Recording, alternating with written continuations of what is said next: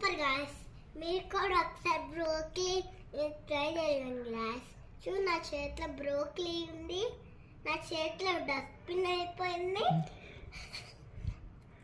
ఊరికే అన్నానులే గాయస్. చూడు గిన్నెలో ఎన్ని బ్రోకలీస్ ఉన్నాయో. మీరు కూడా ఎప్పుడన్నా తిన్నారా? ఇది ఒకసారి తిన్నారా? తింటే లైక్ అండ్ సబ్స్క్రైబ్ చేయండి, లేకపోతే చేయండి.